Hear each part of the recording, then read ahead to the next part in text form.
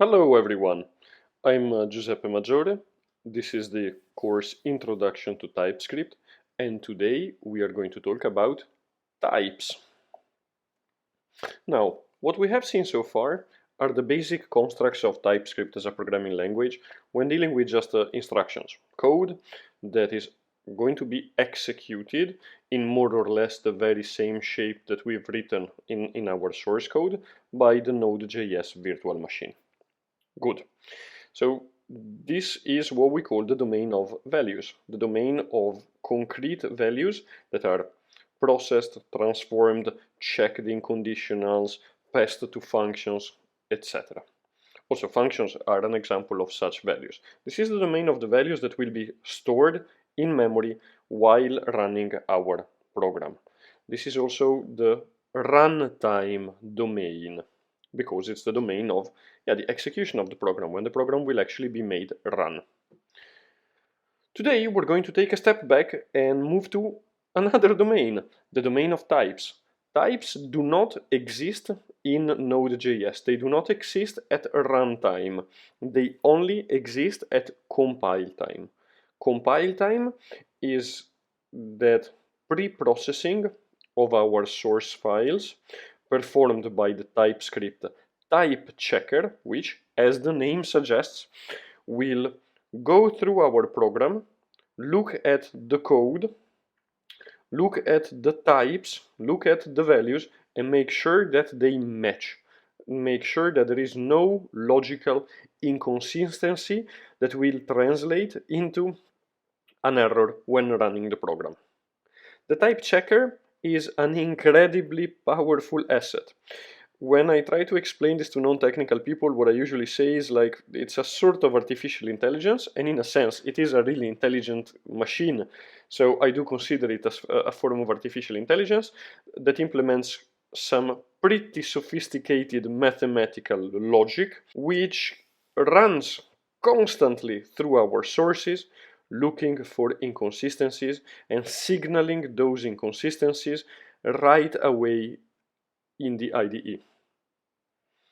So this asset guarantees, as in mathematically guarantees, so not like when a politician guarantees something, not the rhetorical sense of guaranteeing something, but like the mathematical sense that you can't really escape it, guarantees that our sources will have less errors when we run them.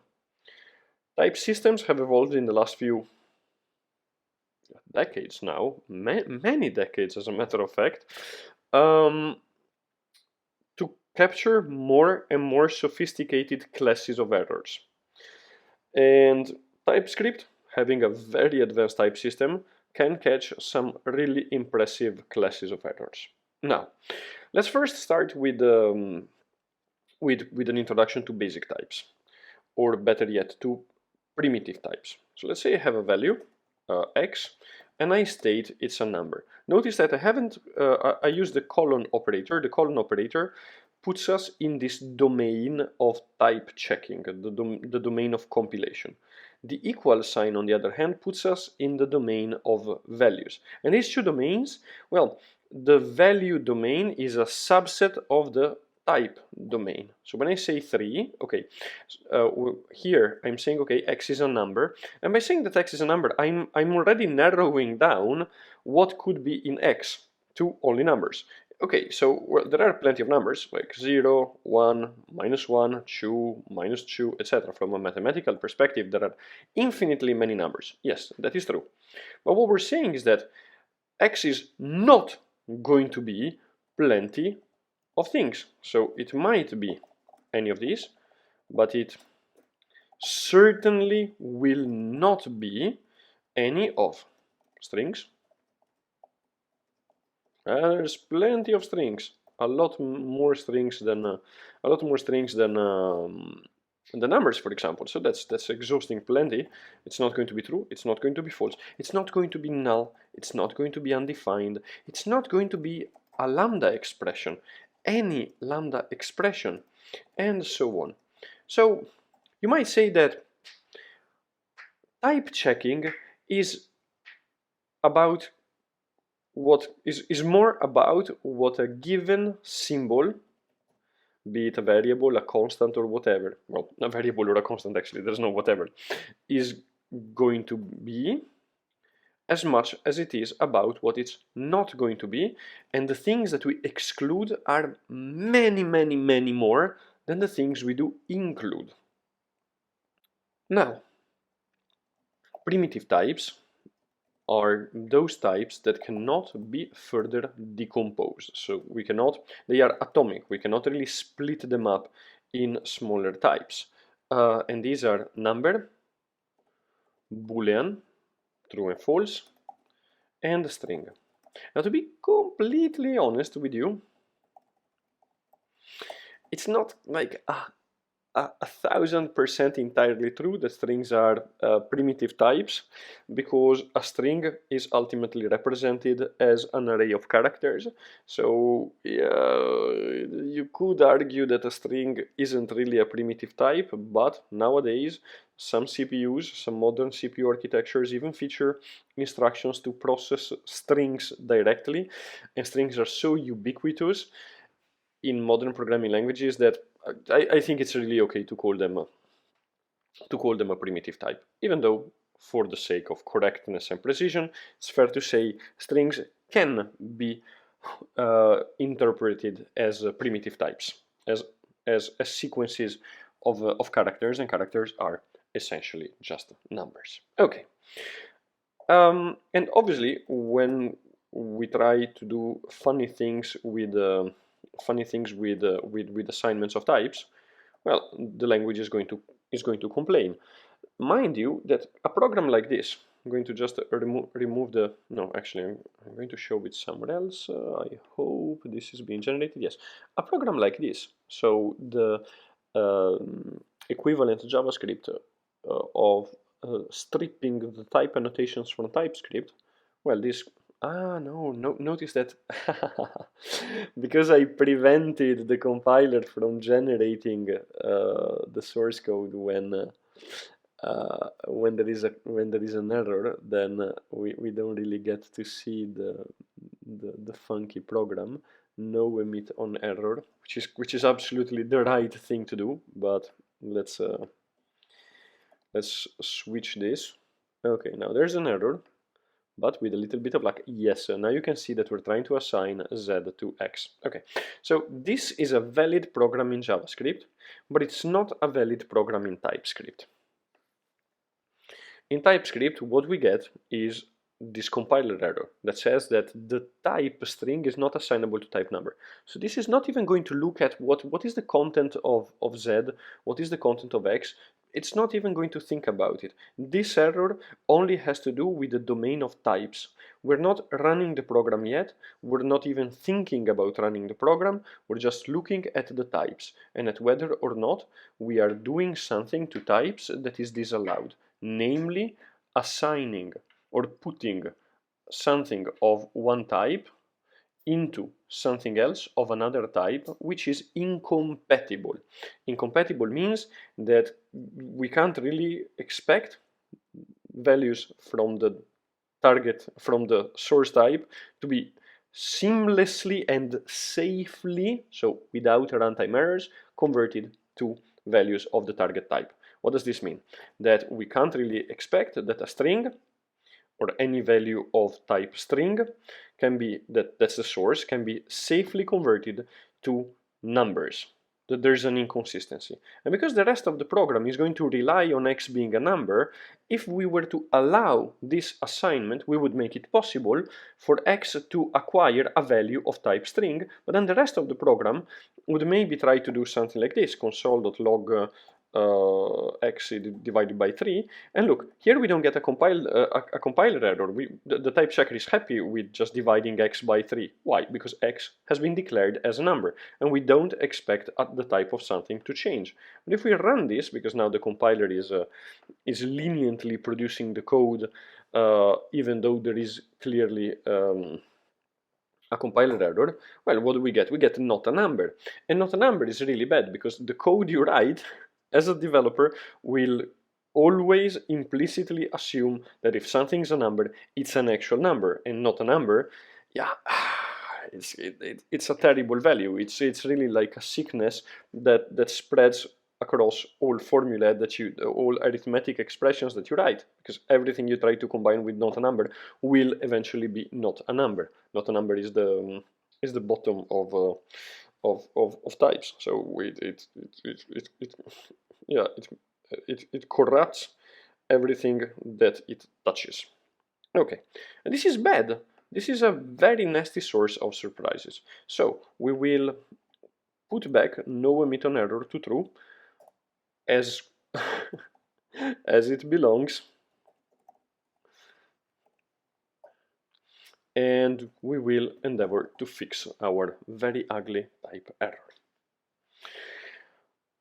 Okay, so primitive types, that's easy, are, well, mostly number, boolean, string, and there's perhaps a couple that you might consider like dates, but that's right.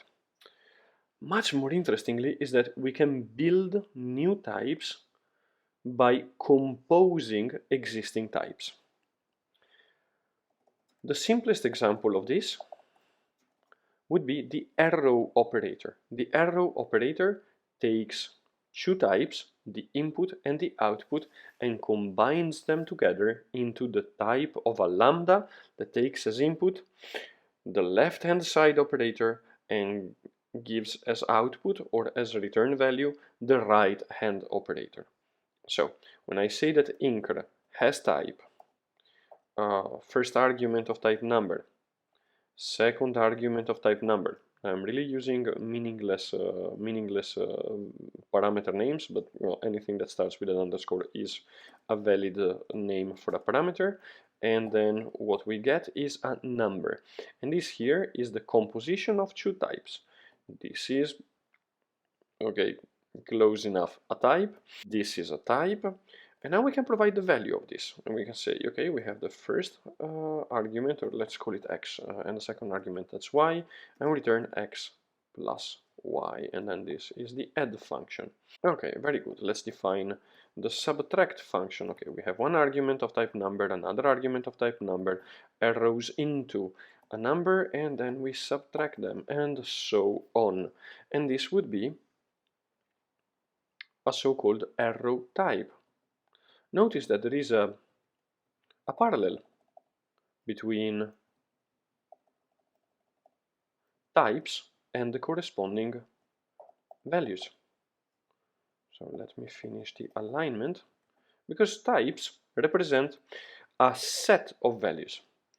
If I were to just tell you this, that add is a function that takes as input two numbers and gives a number back, well, there are infinitely many possible functions. And it's one of those very big infinites, like there's a lot more of these function implementations than there are integer numbers, and there are already infinitely many integer numbers, so go figure how many implementations of such a function exist in practice. You can imagine x plus y, x minus y, x times y, x divided by y, x plus y plus 1, x plus y plus 2, x times 2 plus y divided by 2, and so on. And we haven't even started writing functions with for loops and conditionals, recursion, etc. So this here, the set of all possible values of this type is gigantic. And that's for just one function signature. But now imagine how many functions are we excluding? We are excluding all the functions of type number, boolean to number. But we're also excluding, so this is not going to happen. We are excluding all functions from boolean to number. We're excluding all functions from boolean to number, and so on. So the things we're excluding are so many more that you can see how types guide our thought process by narrowing it down and allowing to exclude effortlessly a huge number of possibilities that will be disallowed by the type checker. Obviously, they will be disallowed by the type checker if we fix our compiler errors, and we don't fix them by ugly tricks like casting to any or something like that. So we legitimately fix our code so that it manipulates only the correct types. Another kind of type that is obtained by the composition of other types is the object or record. Now, let me show you. Let's say that we have John, and we want John to be a series of named values. So we'll say that the name is John, the surname is Doe, and the age is, I don't know, 38. So really an older man, like my age at the time of recording. Anyway, so what will the type of John be? The type of John will be the following. It's a record where the name is a string, the surname is a string, and the age is but a number. We could also have an address. So we could say the address will be, I don't know, let's pick a random address in Amsterdam. The street will be the Georgia Gershwinlaan.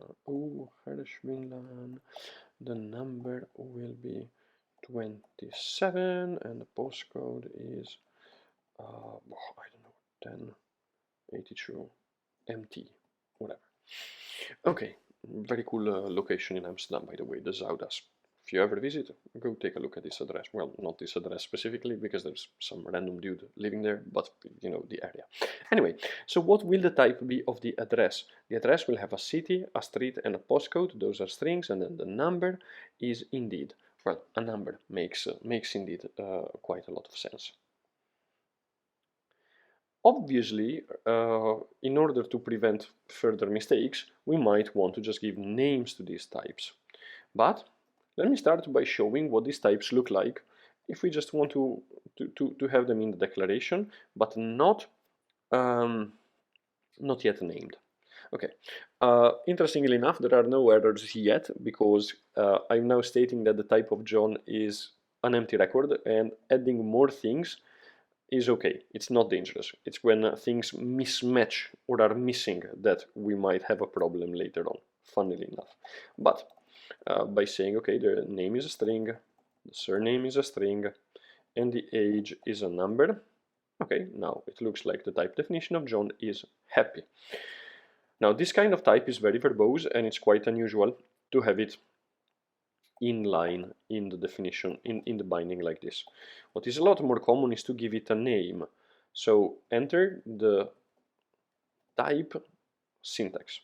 The type syntax allows us to bind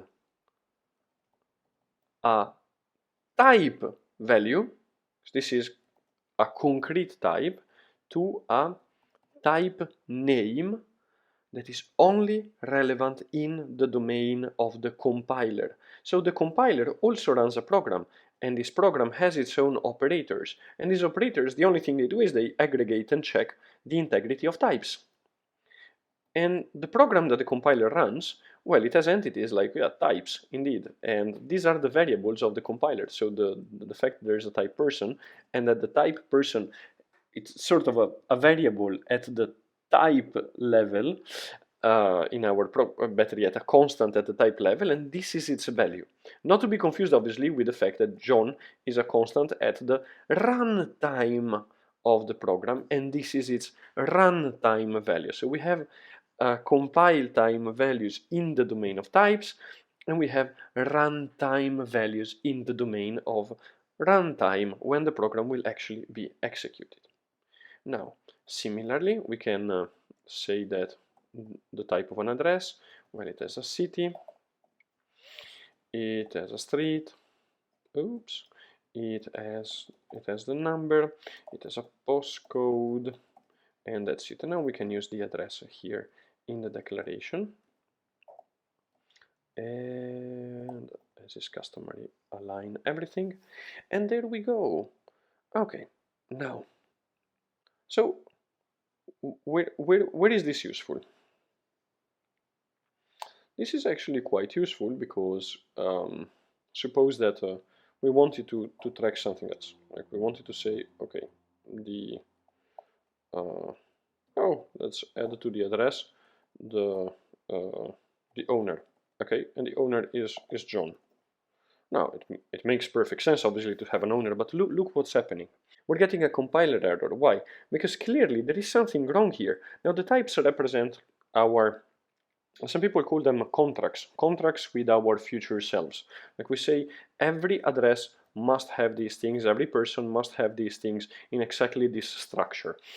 And if we then do something that is clearly at odds with our own intentions, then the compiler is going to be kind enough to simply scan our code, again, like a trusted butler, and signal us, hey sir, there is a mismatch. And in this case, what we're getting is that this type here, look in the prompt, so city string, street string, number, postcode string, owner, person, is not assignable to type address, because, well, the literal of the object, an object literal would be an expression between curly brackets that denotes an object, may only specify known properties. An owner does not exist in type address. Okay, well, the fix is quite easy. If I want an owner, I can simply specify it as follows. I can say that the owner is a person. I might also...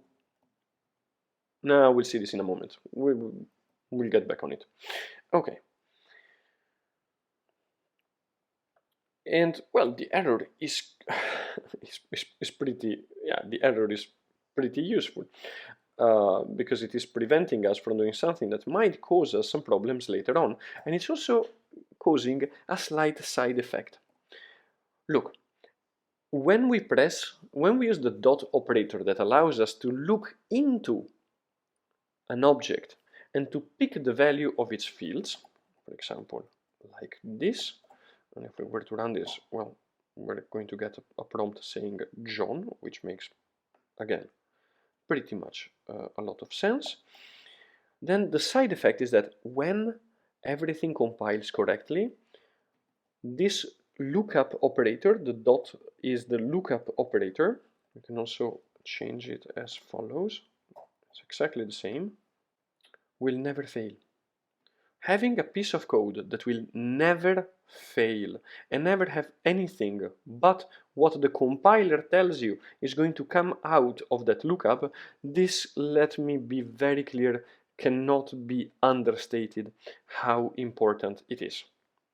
Because having the guarantee, this little bit of syntax, this little bit of your code is always 100% work, and correctly and predictably and without surprises, that's great. It means that if something goes wrong, and spoiler alert, something will go wrong in your code eventually, but still, it's not these basic things that have to do with the structure of how our application happens to work with shapes and values and types. Okay.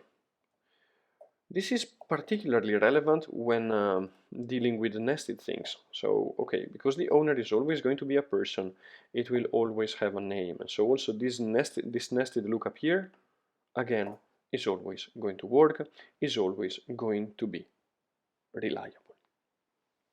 Now, the domain of types in TypeScript uses a system that is called structural comparison, meaning that in order to decide whether or not we can perform an assignment between two variables, constants, whatever, then the types are checked.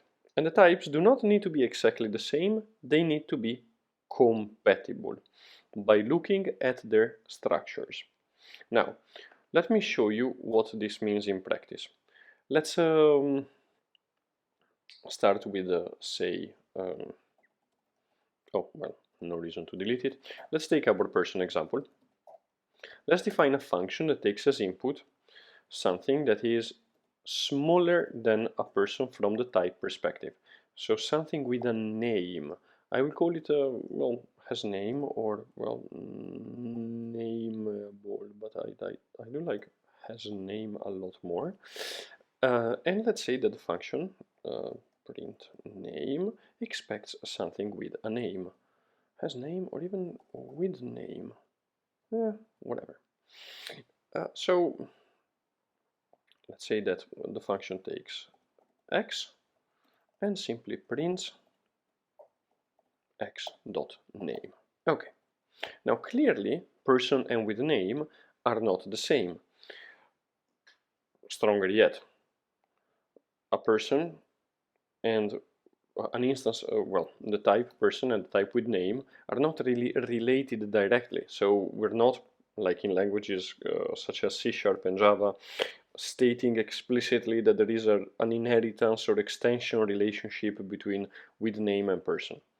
The types are here, are separate. They might even be defined in different files. Still, if I were to call print name, oh, I missed a capital letter. Let's keep things clean and neat, and we pass John. As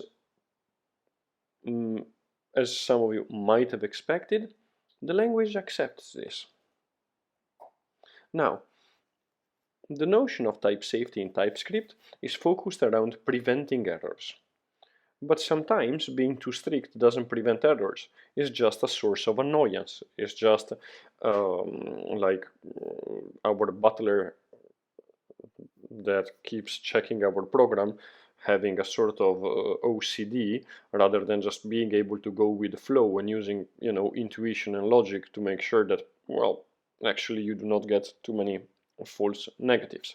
This is one such case where TypeScript being flexible does not cause any potential errors down the road. Why?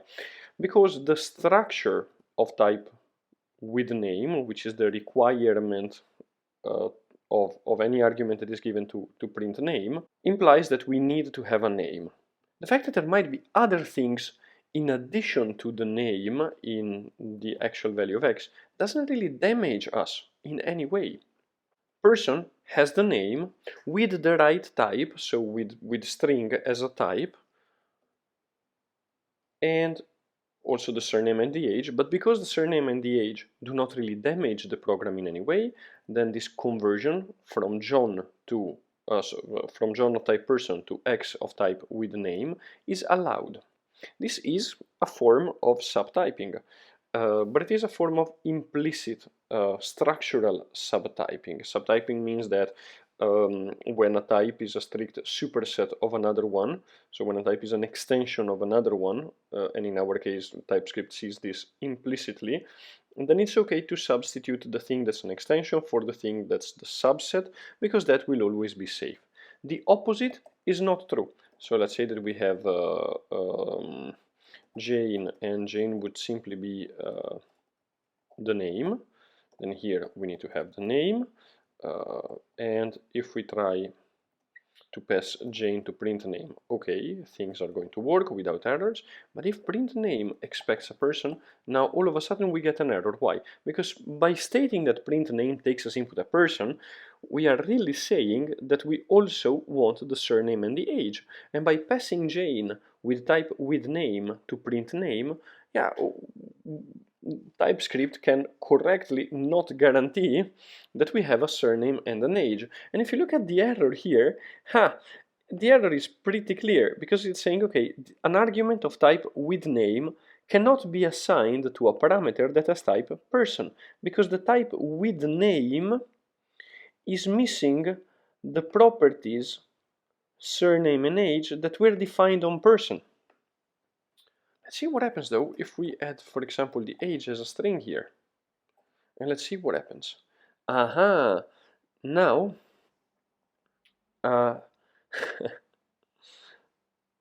oh, well, now we have another error. So let's say that age is, that Jane is younger, 23, okay. Now, the error is restricted, restricted to the property surname missing. So there is a sort of priority in the kind of errors we're getting. Okay, so now let's add the surname of type string. Now, in the definition of Jane, we are missing the surname.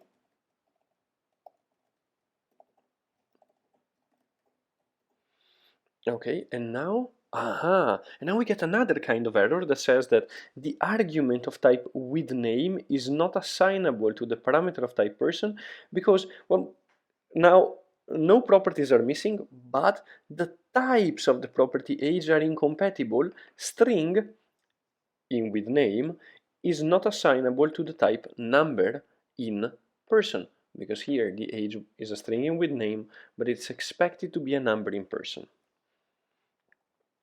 So the structural type system is going to look at the outer shape. The same fields have to be there. If a field is missing, well, TypeScript can't really figure out the value of the field and put something arbitrary in it.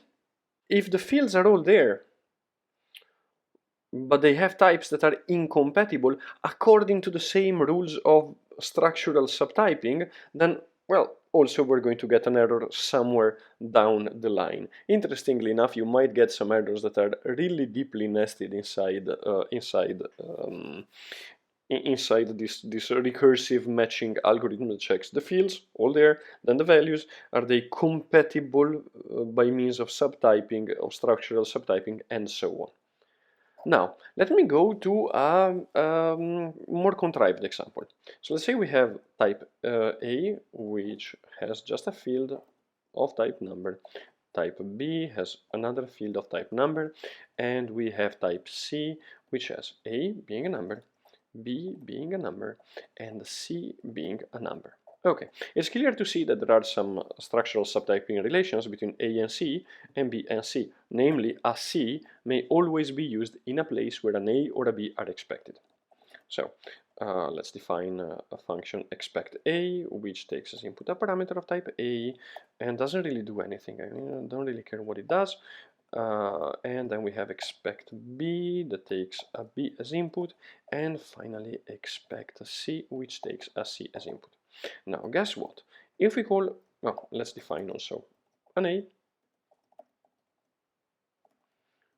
B, let's make them sequential, and a C.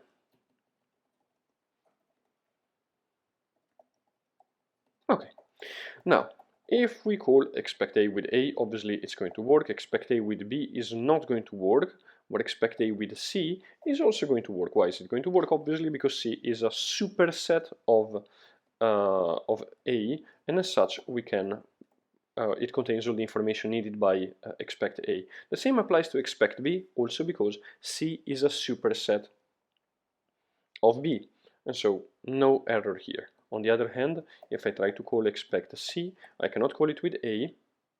What do I get? Well, I get the usual error that type A is missing the properties B and C that are required in order to be a valid C. And if I were to try to pass a B here, well, I get also the same, that now type B is missing the following properties from type C, A and C, but B obviously is there. Okay. Now, funnily enough, we could call expect C, but in order to do that, we have to provide a C, and we might reuse everything that's in A and B. There is a syntax, which are the 3 dots followed by a symbol, and all the fields in this symbol are going to be copied.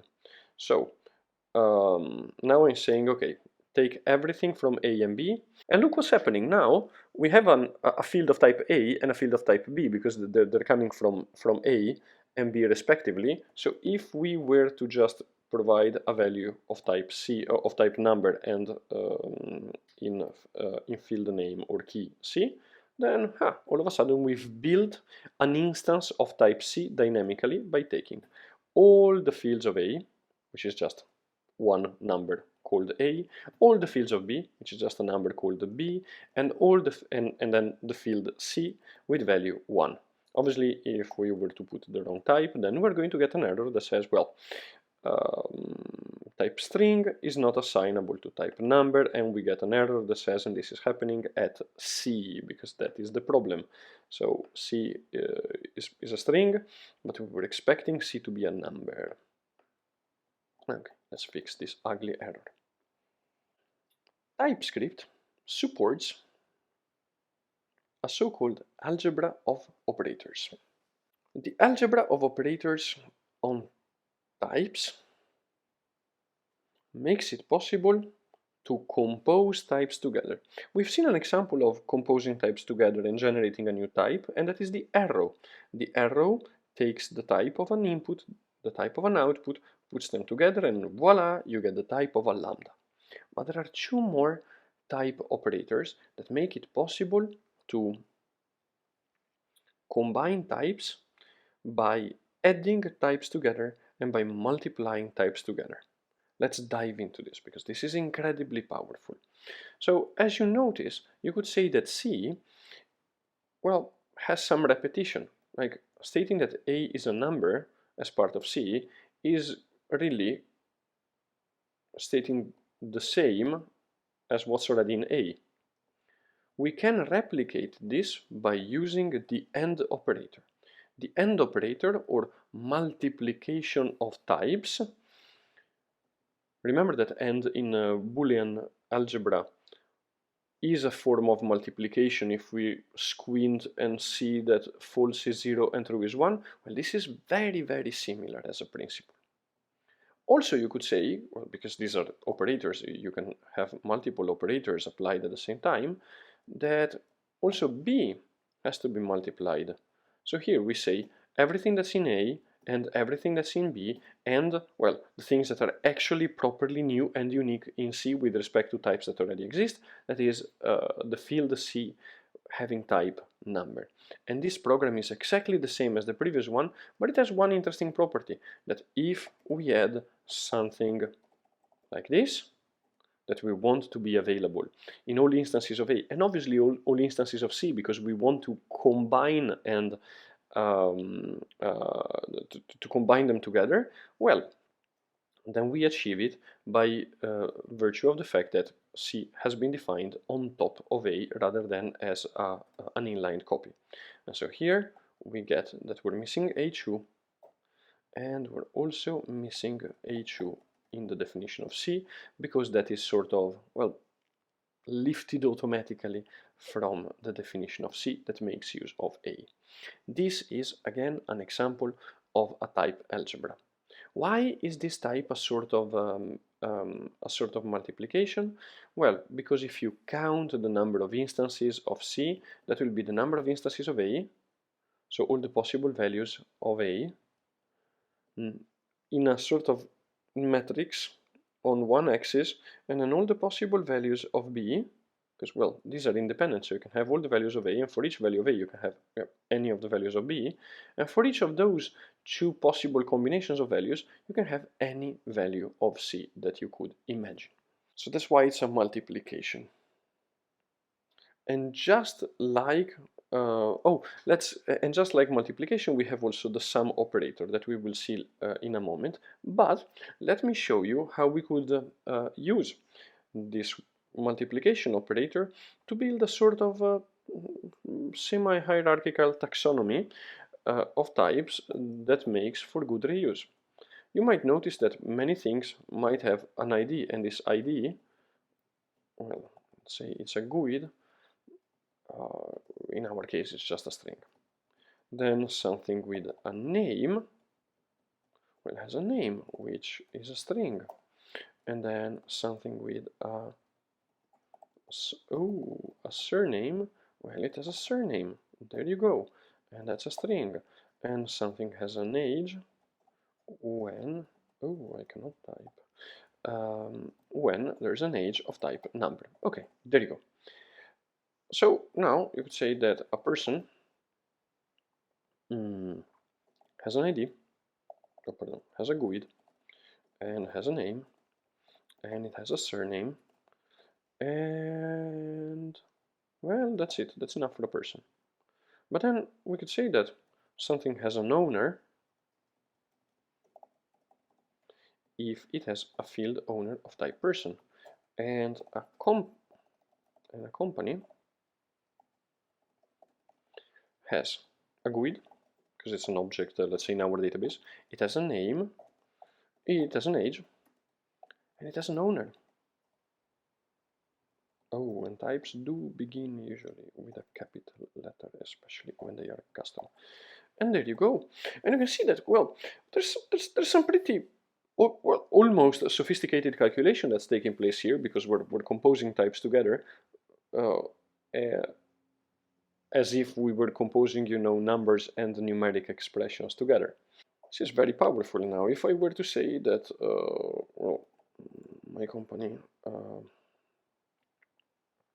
that Giuseppe Maggiore Co. Holding is a company, well, now, what do I need to specify? I need to specify an ID. Okay, this will be a numeric ID. I don't remember exactly how many digits are supposed to be there, so please don't pin me on that. The name is going to be Giuseppe. Oh, pardon, no, this is a company, so the name will be Giuseppe Maggiore, I don't know, Holding. Well, there's no surname, that's good because it's a company. Then it has an age, yes, I have no idea, let's say it's 7 years old.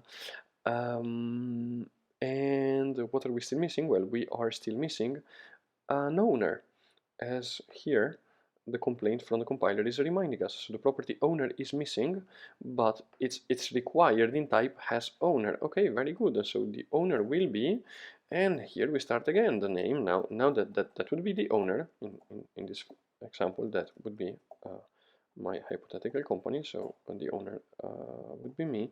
Then the age, ooh, 38, oh, so dangerously close to 40. Oh, I forgot that a person is supposed to have an age. Well, easy to fix, has an age, and has a GUID also. Well, has to be different. So again, obviously these are not real GUIDs. And now the whole thing is compiling. And notice how much expressive power we have. But if you wanted to say, okay, well, what's an index? Yeah, an index acts on something with a GUID and something that's callable. Well, it has a name, and so on. So this kind of algebra of operators, at the very least, has the side effect that it makes it possible to define types in smaller components, and these smaller components make for readability, but also make it easier to compose different types based on the same sort of Lego blocks. Can be extremely useful. Now it's time to look at perhaps the most powerful and most interesting algebraic operator between types, the sum operator, or the OR operator. Let's define two types representing two possible people. One student having a name, a surname, the usual age, and the study points gathered during their career. We have a teacher, and the teacher, well, I'm going to, copy and paste everything, but, well, a teacher doesn't really gather study points, they teach a subject. Okay, not exactly the most exciting definition of types, also very incomplete. A teacher should perhaps teach multiple subjects, but you know what, bear with me for a moment. Now, who is in a school? So a person in school, well, you could say that it could be teachers or students. In TypeScript, we can do this very directly by using the OR operator, student or teacher. And let me show you what this means. Suppose we're inside a function, and the function prints a person in the school, meaning that we also take such a person in school as an argument. Now here we don't really know whether a person in school was a student or a teacher. There's no way for us to know from inside the body of the function which of the two we're dealing with. So what does this mean? This means that if we inspect, let's start by inspecting the IntelliSense. We have the age, the name, and the surname. Remember that I told you that the type checker of TypeScript is going to always guarantee that the choices we get in this drop-down, in the auto-completion drop-down, is always going to work properly, meaning that anything you pick from this list is always going to be safe, is never going to result in a runtime error. Okay, but you might realize that stuff is missing. There are no study points and no subject. Why? Because the safe choice is to show only the things that are guaranteed to be in all possible instances of person in school. And because person in school might either be a student or a teacher, well, both have a name, surname, and age. So these are the only options that are given us. Okay. So what can we do with this? Well, we can at least print it. X dot name, X dot surname is X dot age years old. Okay, but how do we show whether or not this person is a teacher or a student? One way of doing this would be to use the in operator. This is not exactly the cleanest, but it's a good solid start. So we take a label, study points in our case, and we check whether or not this label is in X. Now X has, oh, look at this. We have age, we have name, we have study points, and we have surname. So now we have the study points. Okay, very cool. So we might say that a student name surname is years old and has, and now here inside the then branch we have the study points, so we can print it knowing that this is a student. Outside of the if, well, we go back to X having type person in school. So inside the then branch we know that the condition holds, so the type of X has changed. It has been refined based on the preceding conditions. This is incredibly cool, incredibly advanced. Very few programming languages nowadays have something like this. And this is so powerful and so beloved by developers all over the world that existing programming languages are starting to include this kind of logic where the type of a variable gets influenced by the conditions leading to the current scope.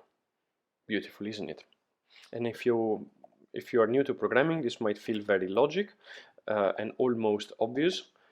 If you have been around the block for a while already, this is mind-blowing. It's programming languages finally learning to think with us instead of against us. What happens in the else though? Now, the else is equally as intelligent because, well, if there are no study points in X, then there's a subject because there are only two options. Now, let's extend this. Let's say that there's also, that there's also a principal, and the principal has, I don't know, let's add just a random field, didactic theory that they follow, you know? Okay, what's here in the else? Now, all of a sudden, oh, pardon. Let's say that the person in school may also be a principal. Yes, thank you, Typescript, very sharp of you. Now in X, there's again only the age, the name, and the surname, because now there's again an ambiguity. It might be a teacher or it might be a principal. Then again, let's take a look at, oh, look at the type. Now still the type has been refined because now Typescript knows still in this else, it's either a teacher or a principal, but it's certainly not a student, because if it were a student, then we would have matched the condition on line 8, would have ended in line 9. Okay, so now I can further refine. I could say, okay, if the subject is in X, well, then, oh, X has the subject, but it does not have didactic theory.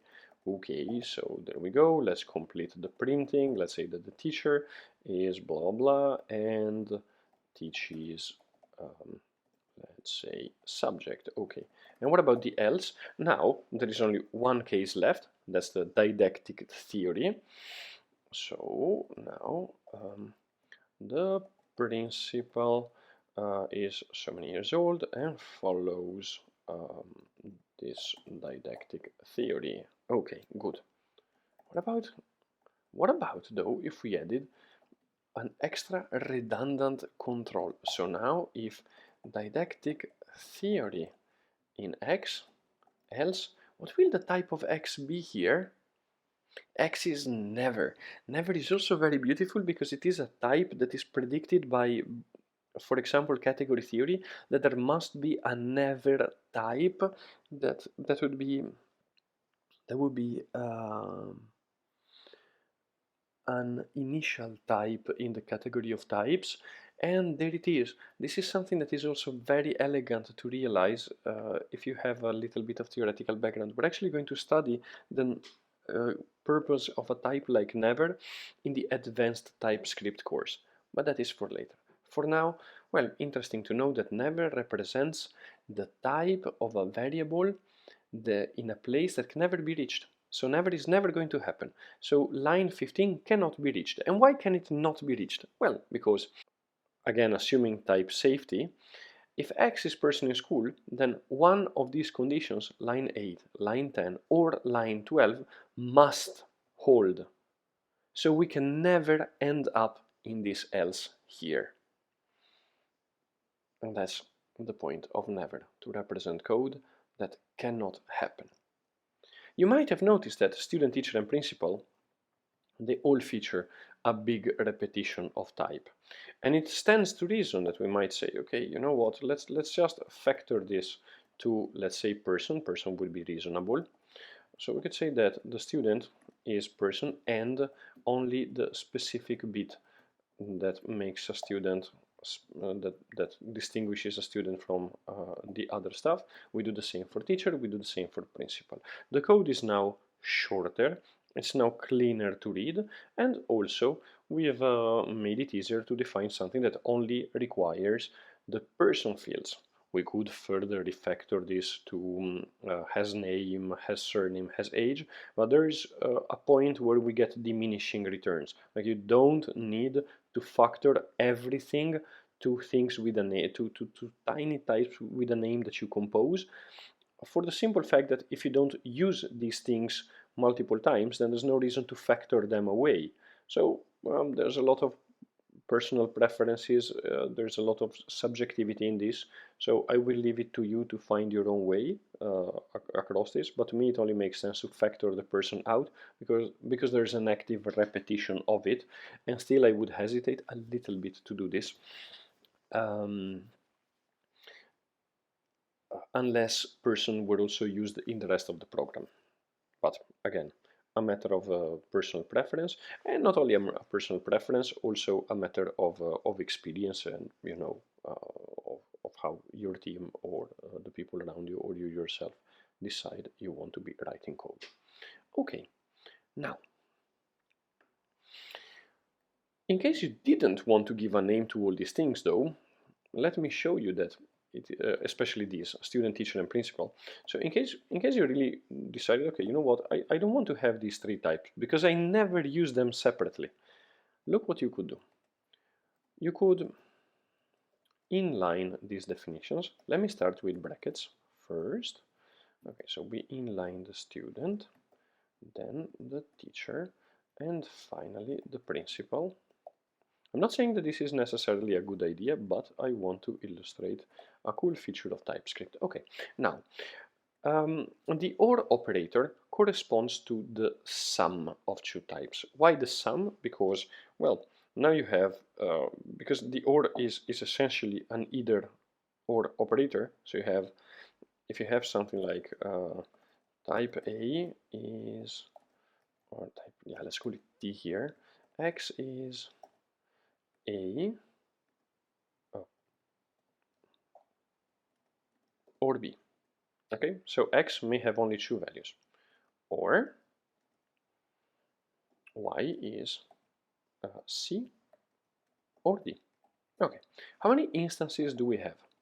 How many possible instances can we create of type T? Well, there's two instances in case we go to the left side, A or B, and there's two instances in case we go with the right side. There's no contamination, so it's either XA, XB, that's 2, or it's YC, YD. So the total is 4. Let's add an instance here. Now the total will be 5. So we have two possibilities. There's X is A, that's a possibility. X is B, that's another possibility. Y is C, Y is D, and Y is E. Having a lot of trouble typing this. Now, what does this mean? It means that the OR operator represents the sum of the sets of values of the left-hand side and the right-hand side. That's why it's a form of plus, whereas the multiplication operator gives you both, all combinations. So the AND would result in 6 options: XA, YC, XA, YD, XA, YE, and the same for B. So all the combinations of A, C, D, E, and B, C, D, E. So AND is multiplication. I find it easier to count because to remember whether or not it's a multiplication or a sum by counting. The multiplication is when we have the multiplication of the size of the resulting set of values, the sum when we get the sum of the size of the values. Okay. Now, if this is multiplication, then we probably wouldn't even need the brackets. And indeed, and that is the hint to remember where does the priority strike. So multiplication has a higher precedence than sum. Okay, that's already interesting. But something else, because this is the sum of a series of products and we're all multiplying by the same value, let's say, well, this could be rewritten as P times and then the study points plus P times and the subject plus P times and the didactic theory. Okay, cool. It means that we can factor P out of this equation. So we have out of this formula, P times SP plus S plus dt. What does this mean? It means that we can just remove all of this ugly repetition of person thanks to the power of high school algebra. And you can see that print person in school keeps working. You can also see that the IntelliSense does confirm, okay, here is just a person. And because we said person and then all of these things in OR, so the person is always there. And the question is, study points, subject, or didactic theory is only going to be there. Well, it's always going to be there, but it's going to be either of those extra fields. In here, we also get the study points. In here, we also get the subject. And finally, in here, we also get the didactic theory. What do we get here? Absolutely nothing. So, yeah, never going to happen. Okay, very cool this. And yet, this is not entirely a best practice. The use of the OR operator, which is also called the union operator or the sum operator, is slightly cleaner when we add the so-called kind. So this in operator that checks the study points is not really the best of best practices. It's there and it's very much okay, especially if you haven't determined the structure of the type containing the union that you're working with. A better practice would be to turn person in school in a so-called discriminated union. Let me go back to the previous definition, the one with the student, teacher, and principal being defined explicitly. I'm just going to Ctrl Z my way back into the past. Might have underestimated how many things we wrote. Okay, almost there. Yes, and here we are. Very good. Okay, now it is a better practice to add a so-called discriminator field that has exactly only one and only one unique value for each instance of the thing that we want to be able to discriminate. And because we want to discriminate, that's why it has to be unique. So it has to be discriminating. So here we could say that students, they also have a kind, and the kind is student. So this is just a flag that cannot have any other value than student. In the case of teacher, it cannot have any other value than teacher. In the case of principal, it cannot have any other value than principal. Now, let's take a look at what's in X. In X, we will have, look at this, kind, and the kind is going to be student or teacher or principal. Okay, very good. Now, we know that the kind, x.kind being equal to student, correlates with having the study points. So we could reformulate this condition where, remember, this here is just a string, so it is quite error prone, into something cleaner. X.kind is equal to student. Here we get the same result. Now better yet, X here has type student. So TypeScript has gotten to the same conclusion as with the in operator, but at the very least here we get intelligence, we get a suggestion. So less error prone. Oh, notice that here the kind is only teacher or principal, because otherwise we would have jumped to line 10. If we are a teacher, well, then the type of X inside this then branch is teacher, makes perfect sense. And finally, X.kind here, well, we know already it can only be principal. And there we go. And in this case, the type of variable X has been narrowed down to X being the principal. Beautiful, isn't it? Now, there are plenty of things happening here. I just want to invite you to think about what TypeScript needed to do in order to realize that indeed there is one kind, which is student, teacher, or principal, because the kind is hidden inside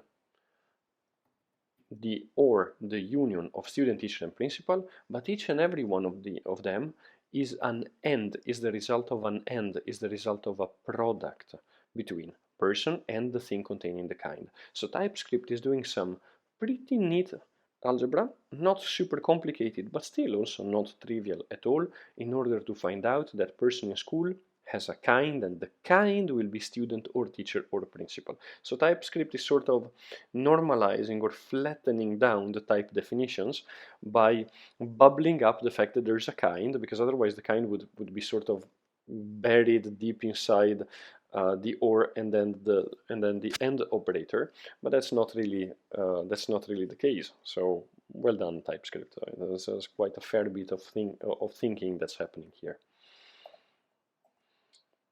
All right, now we conclude with a very interesting, at least in my opinion, example of recursive types. Let's say that I have a list of integers, and I want to define the list of integers as a recursive type definition. Okay, now a list recursively defined is either an empty list, which I will simply state as follows, just as a kind empty, or it will be not empty, otherwise called full. It will contain one element, because if something is full, it has at least one element. So, well, that's the element that bears witness to the list not being empty. We call this first element the head. This is a list of not ints, but of numbers.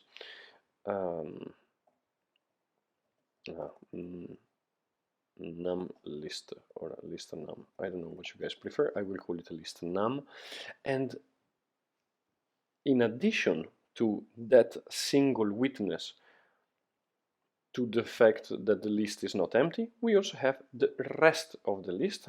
We call this the tail, which is simply a list num. And you can see that we can recursively reference the type itself inside its own body. And in this case it's safe because, well, the tail, okay, it might be full, and then it will contain a tail which might be full, etc. But eventually there must be an empty list that has been put there.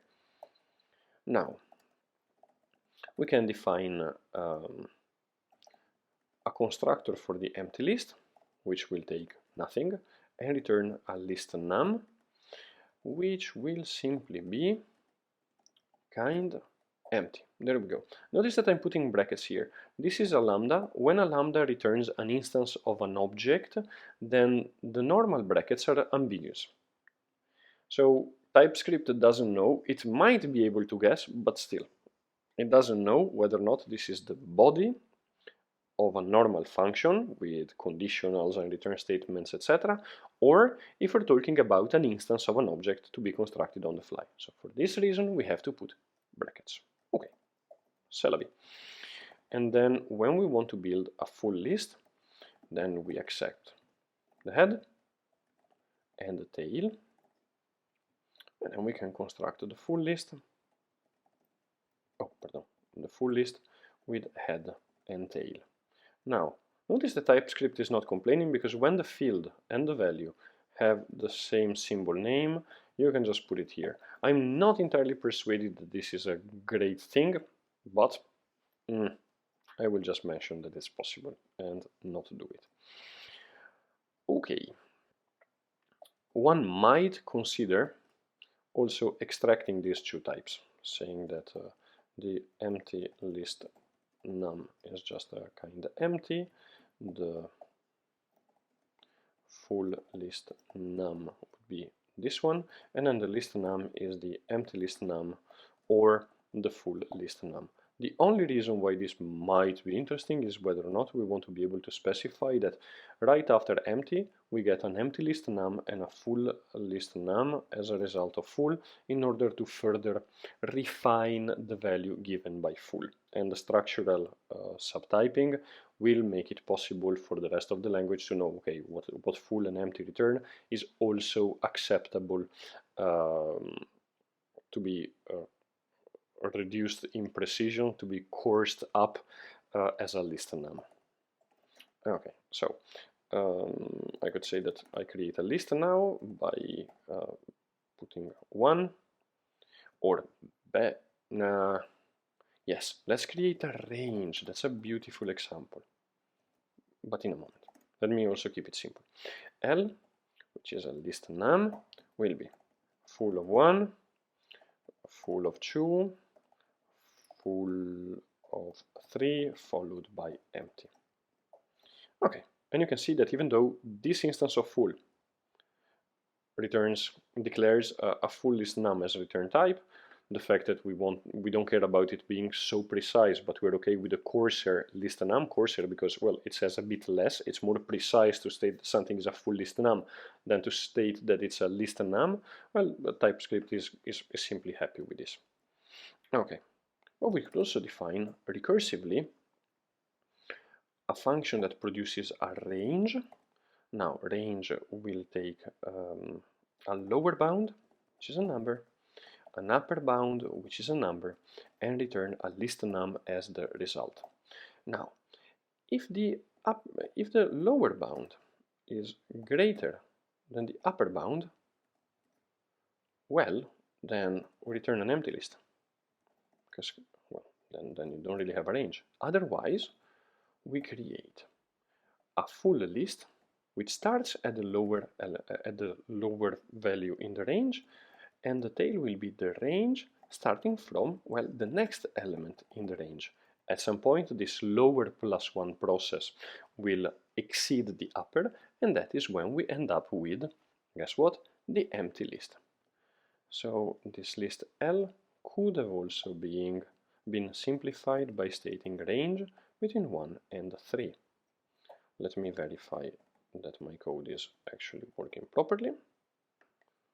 Run it, and there you go, 1, 2, 3, and then, oh, what a pity, the last tail has been elided. Perhaps we will get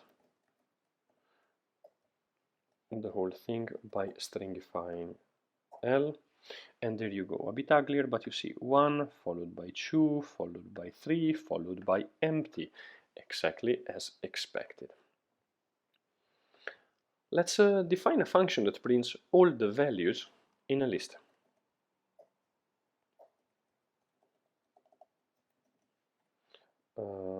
ToString. Okay. Now ToString will take as input a list of numbers and return a string. Now, No, wait. Why is it so unhappy? Probably because toString is a special name. So list num toString. Okay. Now we check if the kind is empty. So even in a conditional expression, now we know, look here. So the kind was either empty or full, but inside this, the sort of then branch of this expression, we know the kind to be empty. So we return an empty string. Otherwise, and look what happens. Now we have the head and the tail. Oh, very exciting. So now I can put, okay, the head just as a number, a comma, and then, well, not the tail, but rather list num toString followed by l.tail. Now instead of doing this very ugly stringify, I can call list num toString, print, and at least it looks a little bit better with one side effect, that very ugly trailing comma. You know what? Let's fix this trailing comma. Now, if l.kind is empty, I just print the empty string. That's okay. On the other hand, if l, oh, pardon, I have to be obviously in the column. Okay, if l.tail.kind is empty, so I'm going to do a sort of look ahead, then I just print l.head. And in all other cases, I just continue recursively. So here, what am I doing? I'm checking, have we reached the end? Okay, if we reach the end, then that's it. There's nothing to do. I just print an empty string. If I have a full list, but actually the tail, so the next element is not there because the tail is empty, then I just put the head, so the first element, followed by nothing. So then I close off the printing of a list with multiple elements neatly. And otherwise, well, I know the list is empty because otherwise we would have ended here. And we also know that the tail is not empty, so I put a comma to separate the head from the tail. And looky here, bam, 1, 2, 3, without a trailing comma. Haha. Very beautiful. So here you have seen a few things in action. You have seen not only an example of, okay, a simple data structure that you're never going to have to build in real life, but the precursor to data structures that you might have to build in real life. So I hope you could appreciate, you know, how many things are moving in this example, featuring different types, featuring subtyping polymorphism, featuring union types, discriminated unions because they have the kind which acts as a discriminator. We have some polymorphic constructors, so these are the two constructors that build a list num based on the two possibilities. We have a very clean, elegant, readable, readable is a matter of taste, but I mean the alternative would be to have a for loop here that introduces an iteration variable, and that doesn't necessarily make things easier, but anyway, very short, very expressive range function that builds a list from a lower to an upper value. Then we have a recursive way of printing a list of numbers to strings. And all of this takes very little code. You might ask yourself though, okay, is this all? Well, there's plenty here, but indeed you might notice that this kind of code that we have here might work for lists of numbers, but it might work for lists of strings, it might work for lists of person, student, teacher, any type we have seen so far. So for this lesson we're done, but in the next lesson we will see how to take these types and all of the machinery that we have assembled together and move up one step in the ladder of abstraction by introducing generics that make it possible to have just one definition such as list for all possible contents and not just limited to numbers. This has been quite an intense lesson, so I would say do not worry if you do not catch everything in one go. The exercises will definitely help, but what might also help is, well, watching the lesson again, taking your time, just let this complex knowledge sink in. Allow yourself the time to learn, allow yourself also the pleasure of learning something new and complicated. Do not worry, do not push yourself too much, that's not going to make any difference, and the best of luck with your studies. Thank you for being here, thank you for listening, and until next time.